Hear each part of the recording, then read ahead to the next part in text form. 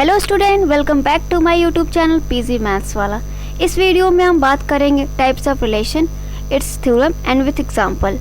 Previous video में मैंने बात किया था कि आपको रिलेशन मैंने डिफाइन किया था, अब इसके टाइप्स बात करेंगे। चलिए चलते हैं ये टाइप ऑफ रिलेशन कि रिलेशन के कितने टाइप्स होते हैं हमारे। Let A B a relation on A. मान लेते हैं कोई आर है जो है हमारा रिलेशन है ऑन सेट ए पर। देन फर्स्ट हमारा है कि R is called reflexive. Relation R जो है हमारा सेट A पर, उसको हम कब रिफ्लेक्सिव कहेंगे? If A comma A bracket में A comma A belongs to R, मतलब जो सेम एलिमेंट के ऑर्डर पेयर एलिमेंट जो होंगे वो बिलोंग्स करेंगे रिलेशन R में for all A belongs to A, और सारे के सारे जो A हैं वो सेट A में एलिमेंट होंगे, बिलोंग्स करेंगे। और equivalently delta subset of R, और या तो हमारा जो डेल्टा है वो सबसेट हो R का। तो जो हमारा फर्स्ट पॉइंट है कि किसी रिलेशन R को किसी सेट पर डिफाइन जो है रिलेशन, उस रिलेशन को हम लोग रिफ्लेक्सिव रिलेशन कब कहेंगे? जब उस रिलेशन में सेम एलिमेंट के ऑर्डर पेयर एलिमेंट मिलेंगे, तो वैसे सेट्स को हम लोग रिफ्लेक्सिव रिलेशन कहेंगे। या तो जो हमारा डेल्टा है वो सबसेट हो R का। डेल्टा जो है वो प्रीवियस वीडियो में मैंने बताया था आपको कि जो डेल्टा का नोटेशन होता है वो डायगोनल रिलेशन होता है। तो डायगोनल रिलेशन का भी डिफिनेशन सेम है कि सेम ऑर्डर पेयर एलिमेंट जो होते हैं उसके कलेक्शन को हम लोग कहते हैं डायगोनल रिलेशन।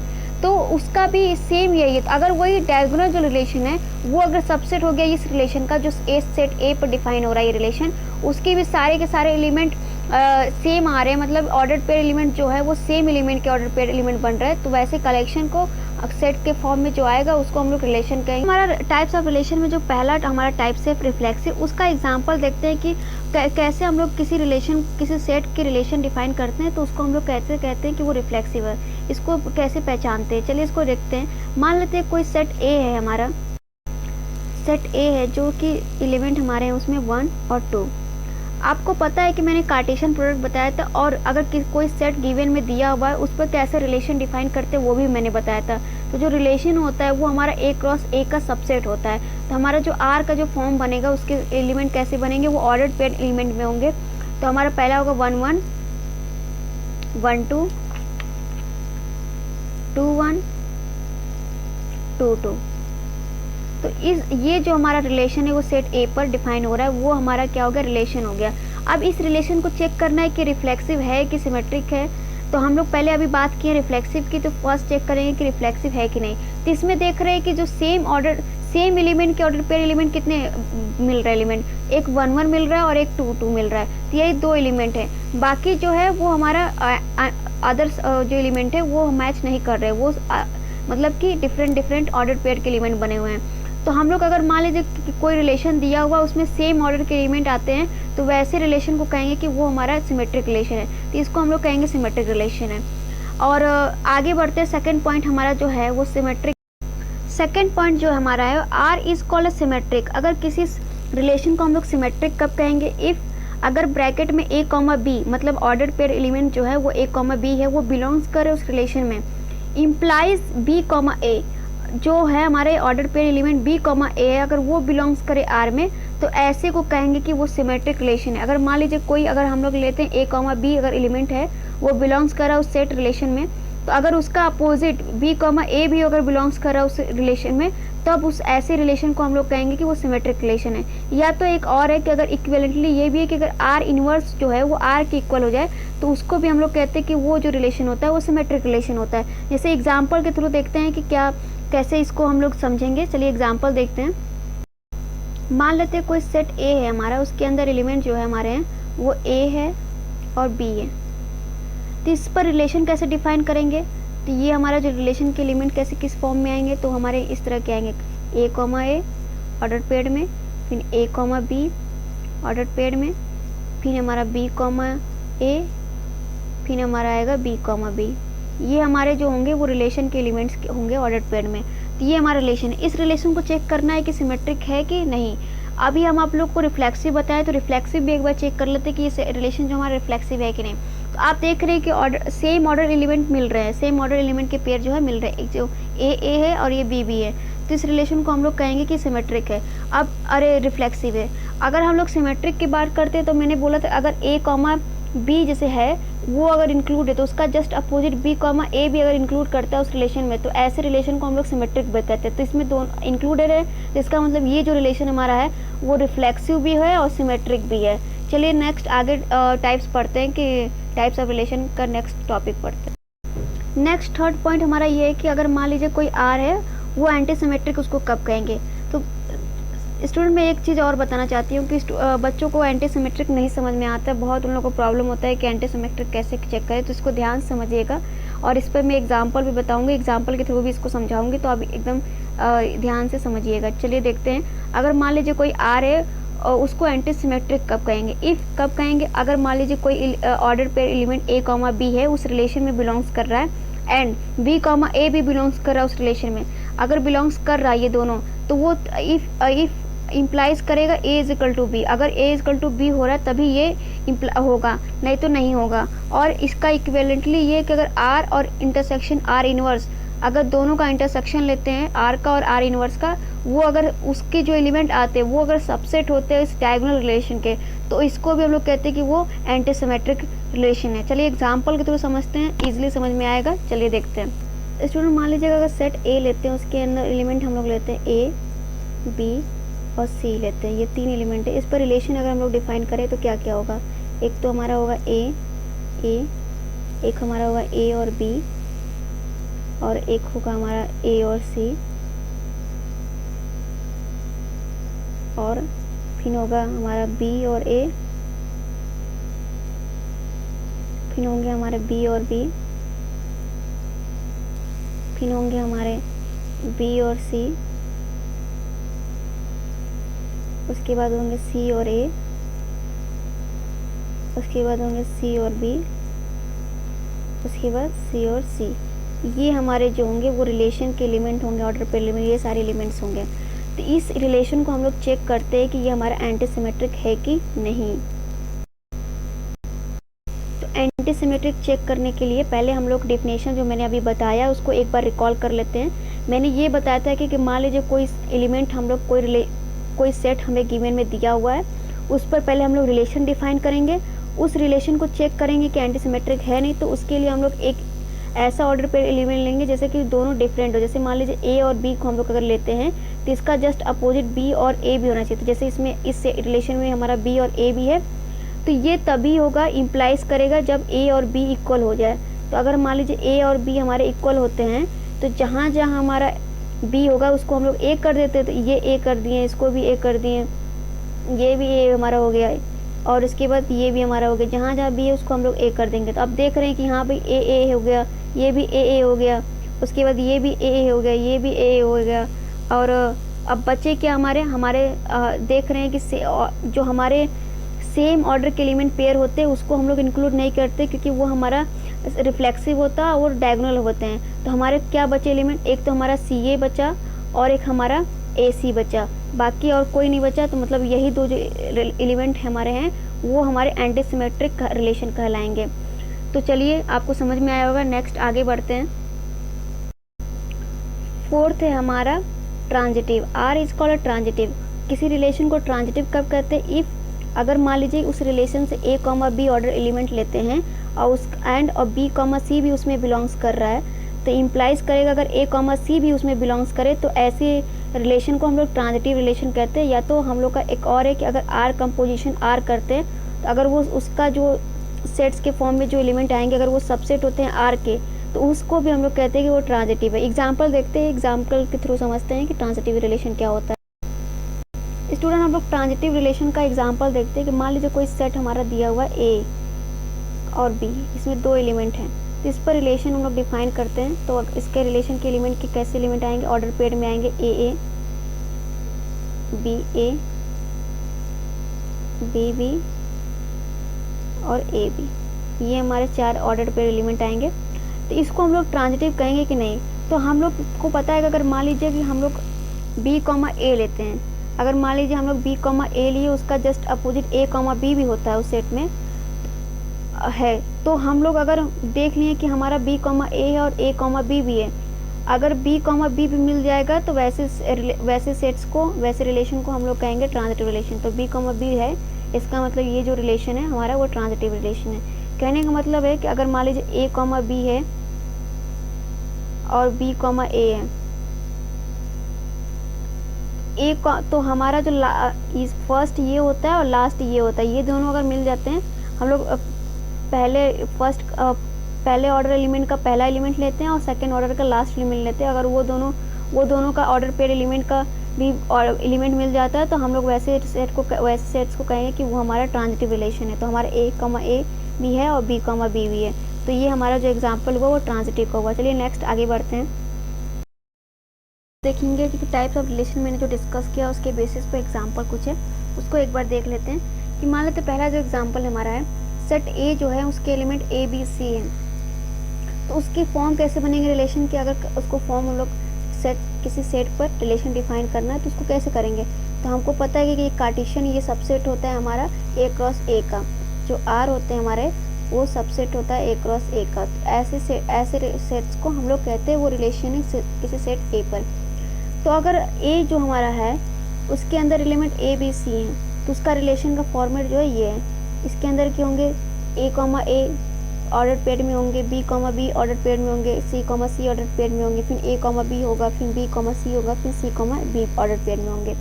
ये सारे जो एलिमेंट्स हमारे ऑर्डर पेयर में, उसका जो सेट्स का कलेक्शन है, वैसे सेट्स के कलेक्शन को हम लोग रिलेशन कहते हैं। तो अब इसको चेक करना है कि किस टाइप का रिलेशन है, रिफ्लेक्सिव है, सिमेट्रिक है, ट्रांजिटिव है या एंटी सिमेट्रिक है।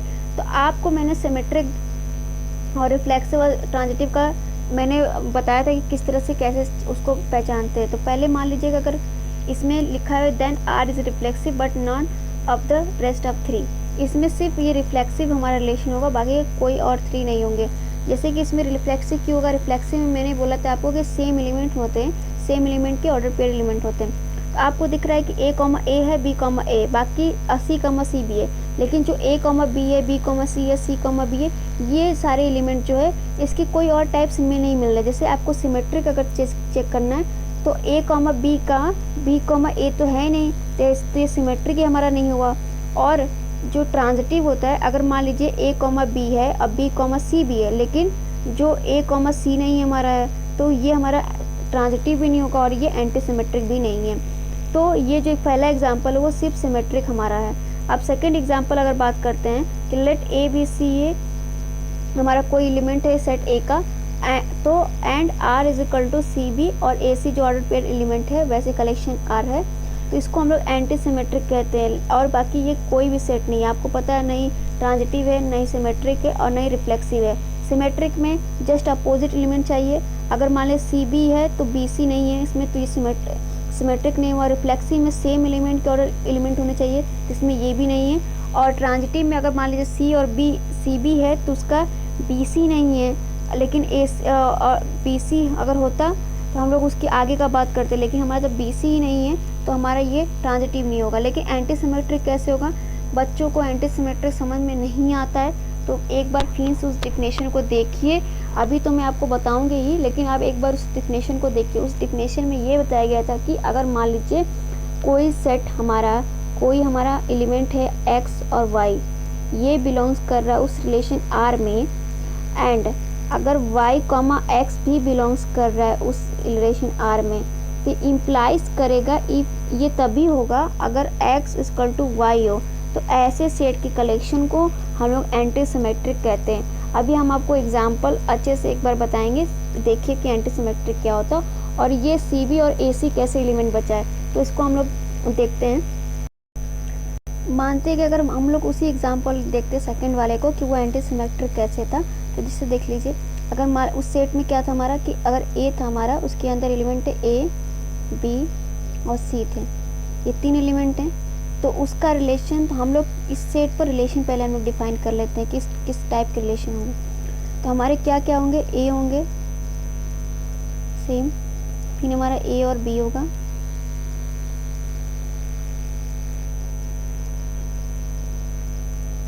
बी होंगे, बी ए होगा, बी सी होगा,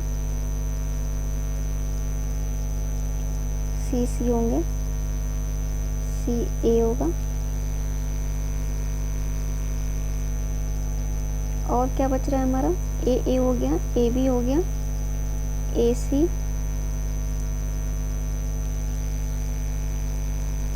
ए सी हो गया हमारे, बी हो गया, बी हो गया, बी सी हो गया, सी हो गया, सी हो गया, सी बी हो।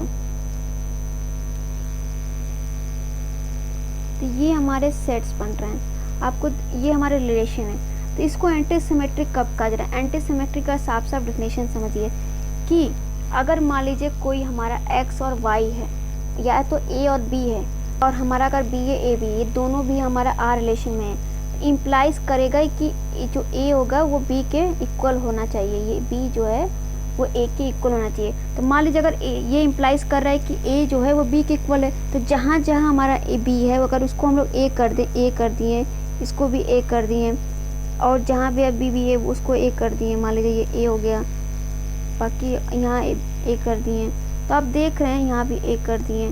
आप देख रहे हैं तो इसमें क्या हो रहा है, यहाँ a हो जा रहा है, यहाँ भी a हो जा रहा है, यहाँ भी a हो जा रहा है, यहाँ भी a हो जा रहा है a, और यहाँ पर AC हो जा रहा है, यहाँ CC हो जा रहा है, और यहाँ CA हो जा रहा है, AC हो जा रहा है, C हो रहा है। इसमें देख रहे हैं कि सारे के सारे सेम एलिमेंट के ऑर्डर पेड एलिमेंट मिल रहे हैं, सिर्फ CA को छोड़ के और AC को छोड़ के बाकी सारे के सारे सेम एलिमेंट हो रहे हैं। तो हमें पता है कि ये सारे एलिमेंट होंगे नहीं, सिर्फ हमारा CA और AC जो बचेगा ये एलिमेंट, ऐसे एलिमेंट को हम लोग एंटी सिमेट्रिक कहते हैं। तो ये क्योंकि हमें सिमेट्रिक, उस एग्जाम्पल हमारा ना तो सिमेट्रिक था, ना रिफ्लेक्सिव, ना ट्रांजिटिव था। तो रिफ्लेक्सिव में ही होता है कि हमारा सेम एलिमेंट होता है, सेम एलिमेंट को भी नहीं लेना है, सिर्फ हमारा C और AC जो बच रहा था, यही दो एलिमेंट जो हमारे बच रहे थे, यही हमारे जो होते हैं वो एंटी सिमेट्रिक होते हैं। आपको समझ में आया होगा। चलिए आगे बढ़ते हैं एग्जाम्पल के लिए। जो थर्ड एग्जाम्पल हमारा है कि अगर मान लीजिए A जो है उसके अंदर एलिमेंट है A B C, तो उसके रिलेशन के फॉर्मेट ये बनेंगे, अभी बताएं। Then R is reflexive symmetric but neither anti symmetric nor transitive. आपको पता है कि सिर्फ ये जो एलिमेंट है CB और AC जो एलिमेंट है, इसको छोड़ के बाकी सारे के सारे एलिमेंट इसमें हैं, तो ये हमारा जो होगा ऐसे रिफ्लेक्सिव और सिमेट्रिक होगा। देख लीजिए AA BB और CC हैं, तीनों एलिमेंट के सेम एलिमेंट ऑर्डर पेयर हैं, तो ये हमारा रिफ्लेक्सिव हो गया। सिमेट्रिक में क्या चाहिए, अगर AB है तो BA भी है, और BC है तो CB भी है, तो ये हमारा सिमेट्रिक हो गया। लेकिन एंटी सिमेट्रिक के लिए हमें CB और AC चाहिए, तो AC तो इसमें है ही नहीं, AC आप देख रहे हैं इसमें AC नहीं है, तो इसलिए हमारा ये जो सेट्स, ये रिलेशन का जो सेट है उसको हम लोग एंटी सिमेट्रिक नहीं कहेंगे, बाकी रिफ्लेक्सिव सिमेट्रिक है। चलिए नेक्स्ट आगे बढ़ते हैं। आपको समझ में आया होगा कि टाइप्स ऑफ रिलेशन कितने होते हैं। तो आगे नेक्स्ट स्टूडेंट, अब हम बात करेंगे कुछ थ्योरम्स के बारे में, जो अभी मैंने आपको टाइप्स ऑफ रिलेशन डिस्कस किया, उसी के बेस पर ये थ्योरम्स है। ये बहुत इंपॉर्टेंट थ्योरम है, इसको आप ध्यान से समझिएगा। If a set X has an element, अगर मान लेते कोई सेट X है, उसके एलिमेंट n है, देन फर्स्ट पॉइंट जो हमारा number of reflexive relation on X, अगर कोई सेट हमें X दिया हुआ, उसके नंबर ऑफ एलिमेंट, उसके एलिमेंट जो है वो n है, मतलब सेट X के अंदर n एलिमेंट हैं, तो हम लोग अगर नंबर ऑफ रिफ्लेक्सिव रिलेशन पता करना है कि उस सेट पे रिफ्लेक्सिव रिलेशन के कितने नंबर ऑफ रिलेशन है, तो हमारा ये फार्मूला है 2 की power n square minus n। ये फार्मूला होता है रिफ्लेक्सिव रिलेशन का। सेकंड जो हमारा है सिमेट्रिक रिलेशन की, number of symmetric relation on x पर, तो ये हमारा जो है वो 2 के पावर समेशन n है, ये डॉट है यहाँ पर, तो ये जो हमारा होता है वो इक्वल होता है 2 के power summation n dot n plus 1/2। ये हमारा फार्मूला होता है सिमेट्रिक रिलेशन का। थर्ड पॉइंट जो है वो नंबर ऑफ सिमेट्रिक रिलेशन कैसे निकालते हैं, तो ये होता है 3 के पावर n माइनस 1/2। ये फार्मूले होते हैं, ये सब आपको माइंड में रखना होगा। इस पे बेसिस बहुत सारे प्रॉब्लम एग्जाम में आ चुके हैं सेशन नेट में हर साल। तो फोर्थ पॉइंट हमारा जो है नंबर ऑफ एंटी सिमेट्रिक के रिलेशन है, और नेक्स्ट पर इसका फार्मूला ये है कि 2 के पावर n मल्टीपल में 3 की power n square minus n/2, ये इक्वल है 2 की पावर n डॉट 3 की पावर n माइनस 1/2। ये फॉर्मूले जो है वो कैसे, किसी टाइप्स का अगर कोई रिलेशन दे दिया तो उसकी नंबर ऑफ रिलेशन कैसे फाइंड करेंगे। अगर कोई सेट दिया हुआ, उसके नंबर ऑफ एलिमेंट इतने हैं, तो उसकी नंबर ऑफ रिफ्लेक्सिव रिलेशन कितना होगा, सिमेट्रिक कितना होगा, एंटी सिमेट्रिक, सिमेट्रिक। ट्रांजिटिव का कोई फार्मूला नहीं होता है, ट्रांजिटिव नहीं पूछता है। ये सारे वहाँ हैं, इसी पे बेस पे प्रॉब्लम हमेशा आते हैं। चलिए नेक्स्ट आगे बढ़ते हैं। स्टूडेंट, मैंने अभी आपको टाइप्स ऑफ रिलेशन बताया था कि टाइप्स ऑफ कितने 4 टाइप्स के रिलेशन जो होते हैं उसके बेस पर मैंने आपको फॉर्मूले बताए थे, थ्योरम्स बताए थे। तो आप कैसे प्रॉब्लम आते हैं कि कैसे बेस पर, उसको देखते हैं एक बार। जैसे एग्जांपल ये दिया हुआ है कि इफ़ कार्डिनलिटी ऑफ ए, कोई सेट ए दिया हुआ जिसकी कार्डिनलिटी हमारी n दी है, and B is equal to S subset of A cross A, और जो हमारा सेट बी है वो कलेक्शन है एस का, वो एस क्या हमारे एंटी सिमेट्रिक है, वो सबसेट है ए क्रॉस ए का। Then find cardinality of B, तो हमें फाइंड करना है कार्डिनलिटी बी की। तो सोल्यूशन देखते हैं। वी आर गिवन दैट, हमें गिवन में दिया हुआ है कि B is equal to S, और एस जो है वो सबसेट है ए क्रॉस ए का, सच दैट जो एस है वो हमारा एंटी सिमेट्रिक है। दैट इज़ बी जो है हमारा वो कलेक्शन है ऑल एंटी सिमेट्रिक रिलेशन, जो बी हमारा है वो सारे एंटी सिमेट्रिक का रिलेशन है। And we have to find cardinality of B, तो हम लोग अगर कार्डिनलिटी बी की फाइंड करते हैं तो 10 हमारा जो ऑर्डर कार्डिनलिटी बी जो होगा वो इक्वल होगा total number of anti symmetric के। तो हमारा हम ऑन सेट ए पर, तो हमें पता है कि एंटी सिमेट्रिक का जो फॉर्मूला होता है किसी सेट पर, तो वो उसको कैसे निकालते हैं। तो हमें कार्डिनलिटी ए की दी हुई है, तो हमें सारे number of anti symmetric relation निकालना ऑन सेट ए पर। तो हमको पता है एंटी सिमेट्रिक का फार्मूला होता है 2 के पावर n डॉट 3 के power n square minus n by 2। तो इस फार्मूले को हम लोग अप्लाई करेंगे, तो ये हमारा जो आएगा वो हमारा कार्डिनलिटी ऑफ बी का कार्डिनलिटी हो जाएगा। तो इस तरह से हम लोग क्वेश्चन को सॉल्व करते हैं। चलिए नेक्स्ट आगे बढ़ते हैं। किसी टाइप रिलेशन पर हमारा प्रॉब्लम कैसे देता है। तो मान लेते हैं कोई क्वेश्चन दिया हुआ है कि if a set A has 2 element, अगर कोई सेट हमारा ए है उसके 2 एलिमेंट उसमें है, then find a number of anti symmetric on A. तो एंटी सिमेट्रिक रिलेशन फाइंड करना ऑन ए पर। तो हमें पता है कि एंटी सिमेट्रिक का मैंने आपको फार्मूला बताया था कि नंबर ऑफ एंटी सिमेट्रिक किसी सेट पर हम लोग एंटी सिमेट्रिक रिलेशन कैसे फाइंड करते हैं नंबर ऑफ। तो सोल्यूशन देखते हैं। We know that number of anti symmetric relation on a set A having n element is इतना। अगर एन एलिमेंट के लिए हम लोग देखते हैं एंटी सिमेट्रिक क्या है, तो उसका फॉर्मूला ये है कि 2 के पावर n डॉट 3 के power n square minus n by 2, ये फॉर्मूला होता है एंटी सिमेट्रिक का। और हमें पता है कि जो कोई सेट ए दिया हुआ उसके 2 एलिमेंट दिए हुए हैं, तो हम लोग n की वैल्यू क्या दी हुई है, 2 दी हुई है। तो देयरफॉर जहाँ फॉर्मूले में हम लोग n की जगह 2 रख देंगे, तो number of anti symmetric relation on A, तो हमारा जहाँ n की वैल्यू की जगह वहाँ 2 रख देंगे और इसको सॉल्व करेंगे तो ये 12 आएगा। तो हमारे इतने number of anti symmetric relation बनेंगे किसी सेट ए पर। चलिए नेक्स्ट आगे बात करते हैं। बात करेंगे इक्विवेलेंस रिलेशन क्या होता है। चलिए देखते हैं इक्विवेलेंस रिलेशन हमारा क्या होता है। मान लेते हैं let R a relation on a set A, मान लेते हैं कोई रिलेशन हमारा सेट ए पर which is reflexive, symmetric and transitive, जो कि वो रिफ्लेक्सिव भी है, सिमेट्रिक भी है, ट्रांजिटिव है। तो वैसे रिलेशन को हम लोग कहेंगे कि वो इक्विवेलेंस रिलेशन। मान लीजिए अगर कोई सेट ए है और वो हमारा उस पर अगर हमारा कोई रिलेशन डिफाइन हो रहा है आर, अगर वो आर जो है वो हमारा रिफ्लेक्सिव भी है, सिमेट्रिक भी है, ट्रांजिटिव है, तो ऐसे रिलेशन को कहेंगे कि वो हमारा इक्विवेलेंस रिलेशन है। Let R be a equivalence relation on A and a belongs to A. यहाँ ए बिलोंग्स टू होगा, यहाँ बिलोंग्स होगा, यहाँ बिलोंग्स की साइन है, ए जो है वो ए से बिलोंग्स कर रहा है। The subset R a is equal to, R ए जो है हमारा सबसेट जो है वो कैसा उसके एलिमेंट होंगे, वो बी एलिमेंट होंगे उसमें, और बी जो है वो ए में बिलोंग्स कर रहा है, सच दैट जो A comma B order pair element है वो बिलोंग्स करेगा रिलेशन आर में। Is called equivalence class of A modulo R determined by A. तो इसको हम लोग एग्जाम्पल के थ्रू समझते हैं कि क्या होता है equivalence class of A modulo R में। चलिए देखते हैं एग्जाम्पल। स्टूडेंट ले लेते हैं, मान लेते हैं एक सेट ए है हमारा है, उसके अंदर एलिमेंट हमारे ए और बी है, और हम लोग अगर इस सेट ए पर रिलेशन डिफाइन करते हैं, मान लीजिए ए कॉमा ए ऑर्डर पेयर में ए कॉमा बी, बी कॉमा ए और बी कॉमा बी, ये हमारे जो ऑर्डर पेयर एलिमेंट है वो हमारे आर के रिलेशन के सेट के एलिमेंट है। अगर हम मान लेते हैं कोई ए एलिमेंट हम लोग ले लेते हैं, ए बिलोंग्स कर रहा है कैपिटल ए में, तो इस पर अगर हम लोग क्लास इक्विवेलेंस क्लास डिफाइन करते हैं आर ए, तो इसके ये कैसे एलिमेंट बनेंगे, वो सारे से ऑर्डर पेयर एलिमेंट बनेंगे जो ए के साथ ऑर्डर पेयर बनेंगे। तो कौन कौन सा ए के साथ ऑर्डर पेयर बन रहा है, तो एक ए खुद ए के साथ बन रहा है, एक ए खुद बी के साथ बन रहा है। तो ऐसे सेट्स को हम लोग ऐसे सेट्स के रिलेशन को हम लोग कहेंगे इक्विवेलेंस क्लास कहेंगे, मॉडलो ए पर, मॉडलो सेट ए पर और डिटरमाइंड बाई ये एलिमेंट ए स्मॉल ए पर, तो इसको हम लोग कहते हैं इक्विवेलेंस क्लास। चलिए नेक्स्ट आगे बढ़ते हैं।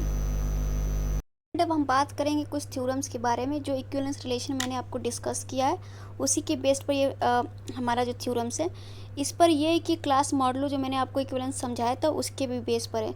चलिए थ्योरम देखते हैं। मान लीजिए कि let R be an equivalence relation. अगर मान लेते हैं जो आर है वो हमारा इक्विवेलेंस रिलेशन है ऑन ए पर, देन फर्स्ट जो है वो R a is equal to R B होगा if and only if a comma b belongs to R. ये तभी होगा। हमें पता है कि आर ए और आर बी क्या होता है। तो ये आर ए जो होता है वो equivalence modulo of A on R पे होता है, जो डिटरमाइन करता है किसी एलिमेंट ए पर, और ये जो आर बी है वो बी पर डिटरमाइन करता है। मतलब कि जो आर ए के जो एलिमेंट होंगे वो ए के साथ ऑर्डर पेड होंगे और जो आर बी के एलिमेंट होंगे वो बी के साथ ऑर्डर पेड होंगे। तो ये कब इक्वल होंगे? इफ़ एंड ओनली इफ़ तब होंगे जब ए कॉमा बी जो होगा वो बिलोंग्स करेगा आर में। जैसे एग्जाम्पल के थ्रू समझते हैं कि कैसे। पहला पॉइंट हम लोग थ्योरम्स को मान लेते हैं। कोई सेट ए हमारा है, उसके अंदर एलिमेंट जो है हमारे हैं उसके अंदर 1 और 2 एलिमेंट हैं। तो अगर मान लेते हैं कि 1 बिलोंग्स कर रहा है ए में, तो R1 क्या होगा? R1 कैसे एलिमेंट होंगे? जो 1 के ऑर्डर पेयर के एलिमेंट के साथ बने, 1,1 बनेगा और 1,2 बनेगा। यही 2 एलिमेंट बनेंगे। तो ये जो हमारे होंगे ये इक्विवेलेंस क्लास मॉडलो होंगे ए पर, ऑन सेट ए पर ऑफ आर डिटरमाइंड बाय 1। इसी तरह अगर मान लेते हैं 2 बिलोंग्स कर रहा है हमारा ए में, ये इसके कैसे बनेंगे क्लास मॉडलो? तो ये बनेंगे जो 2 के साथ ऑर्डर पेड बने, 2,1 और 2,2, यही 2 एलिमेंट बनेंगे। तो ये जो होगा ये इक्विवेलेंस क्लास है ऑफ मॉडलो ए पर ऑन आर, ये रिटर्न बाय 2। तो जो हमारा R1 और R2 कब बराबर होंगे? जब हमारा जो हमारे 1 और 2 हैं, मतलब ये 1 और 2 हैं, 1 और 2 ये बिलोंग्स करे R में। तो हमारा अगर ये दोनों अगर 1,2 जो ऑर्डर पेड एलिमेंट है वो अगर बिलोंग्स कर रहा है R में, तो वैसे सेट्स को हम लोग कहेंगे, वैसे रिलेशन कि ये दोनों R1 और R2 जो हैं वो इक्वल है। इफ़ एंड ओनली इफ़ तभी होगा। इसका मतलब ये है कि अगर मान लीजिए 1 और 2 या 2 और 1 ऐसे एलिमेंट सेम आ रहे हैं, सेम ऑर्डर पेड क्या रहे हैं, मतलब इसको चेंज करने पर कोई फ़र्क नहीं पड़ रहा, वो भी रिलेशन R में बिलोंग्स कर रहे हैं, तो हमारा R1 जो R2 होगा वो इक्वल होगा। ये इफ़ एंड ओनली इफ़ है, या अपोजिट भी हो सकता है। मतलब कि अगर ये है, अगर उल्टा भी हो सकता है। अगर ए बी बिलोंग्स कर रहा है आर में तो R A equal to R B भी हो सकता है। चलिए नेक्स्ट सेकंड पॉइंट हम लोग देखते हैं। स्टूडेंट जो सेकंड पॉइंट हमारा है ये कि अगर आर ए जो है वो not equal to R B, ये तब होगा इफ़ एंड ओनली अगर आर ए और इंटरसेक्शन आर बी फाई है। अगर दोनों का इंटरसेक्शन हम लोग देखते हैं अगर वो इम्पटी आता है तो ऐसे को कहेंगे कि जो आर ए वो not equal to R B है। तो ये सेकेंड पॉइंट है। इस पर अगर एग्जाम्पल देखना है तो एग्जाम्पल के थ्रू समझते हैं। मान लेते हैं कोई सेट ए हमारा है, उसके अंदर एलिमेंट हमारे जो हैं वो ए और बी हैं। तो इसका जो आर है, मान लेते हैं कोई ए है वो बी, ए कैपिटल ए में बिलोंग्स कर रहा है, तो इसके सेट्स के फॉर्म कैसे होंगे इसके रिलेशन? तो ये जो ए के साथ ऑर्डर पेड एलिमेंट जो होंगे वो सारे बनेंगे। तो हमारे कौन कौन से बनेंगे? ए कॉमा ए और ए बी कॉमा, ये 2 बनेंगे। और जो अगर मान लेते हैं अगर बी बिलोंग्स कर रहा है ए में, तो इसके आर बी के क्या बनेंगे? बी कॉमा ए और बी बी, ये बनेंगे, इसके एलिमेंट ये होंगे। तो हमें अगर सेकंड पॉइंट ये था कि अगर आर ए को आर बी के इक्वल नहीं करना, ये तभी होगा जब हमारा दोनों का कॉमन इंटरसेक्शन कोई भी कॉमन ना मिले। जैसे मान लीजिए बी कॉमा ए और बी बी, और इसमें ए कॉमा ए और ए कॉमा बी है, तो इन दोनों में आपको दिख रहा है कोई भी कॉमन एलिमेंट नहीं मिल रहे हैं। इसका मतलब जो आर ए है, आर ए इंटरसेक्शन जो आर बी है वो फाई हमारा आ रहा है। तो ये इफ़ एंड ओनली तभी होगा जब R A not equal to R B होगा। ये दोनों तरह से अप्लाई होगा। तो ये ऐसे को कहेंगे कि ये हमारा आर ए जो हो not equal to R B, क्योंकि कोई भी एलिमेंट इसमें दोनों में कॉमन एलिमेंट नहीं मिल रहे हैं। तो ये हुआ हमारा सेकंड पॉइंट का एग्जांपल। चलिए नेक्स्ट आगे बढ़ते हैं। बात करेंगे पार्टीशन ऑफ सेट्स के बारे में कि किसी सेट पर कैसे पार्टीशन हम लोग करते हैं। Let A B A sets. मान लेते हैं कोई ए जो है वो हमारा सेट्स है, a subset P of a power set of A. अब कोई पी जो है वो सबसेट है power set of A, is called a partition of A. तो उसको हम लोग, उस पी को हम लोग पार्टीशन कहेंगे ए को, इफ फर्स्ट पॉइंट हमारा ये है कि union of member of P is a. मतलब कि अगर जो P के मेंबर्स हैं उसका यूनियन लेने पर अगर वो A के इक्वल आ जाता है तो वो हमारा फर्स्ट पॉइंट है। और सेकंड पॉइंट हमारा ये कह रहा है कि अगर x और y दो एलिमेंट लेते हैं उस P पार्टीशन से और x जो है वो y के इक्वल नहीं है, तो ये इम्प्लाइज करेगा x इंटरसेक्शन y जो होगा वो 5 के इक्वल आएगा। तो ये दोनों पॉइंट अगर फॉलो करते हैं तो ये हमारे किसी सेट को पार्टीशन ऑफ सेट कहने के लिए डिफाइन होता है। तो उसको एग्जाम्पल के थ्रू समझेंगे कि पार्टीशन ऑफ सेट्स क्या होते हैं। चलिए एग्जाम्पल के थ्रू समझते हैं। मान लेते कोई सेट हम लोग ले लेते A, उसके अंदर एलिमेंट ले लेते A और B, ये दो एलिमेंट है हमारे सेट A के। तो इसके हम लोग सबसेट क्या क्या कर सकते हैं, पावर सेट इसके क्या क्या बन सकते हैं। तो A के जो हमारे सबसेट बनेंगे वो एक A होगा, एक B होगा, एक खुद सेट A होगा हमारा AB, ये हमारे 3 सबसेट बनेंगे। तो ये हमारे पार्टीशन कहलाएंगे। कब कहलाएंगे, जब अगर हम लोग इसको हम इस सारे कलेक्शन को हम लोग P कहेंगे, ये P के इक्वल हो जाएगा। ये तब होगा जब इसके यूनियन अगर इसका करते हैं, ये सारे सबसेट का यूनियन अगर करते हैं और यूनियन करने पर अगर मान लीजिए कोई भी सेट इसमें से एलिमेंट लेते हैं, वो P का एलिमेंट है, वो बिलोंग्स कर रहा है, तो इसका अगर एक इक्वल आ जाता है तो ऐसे सेट्स को हम लोग कहेंगे कि ये हमारा जो है ये हमारा इस सेट पर पार्टीशन है।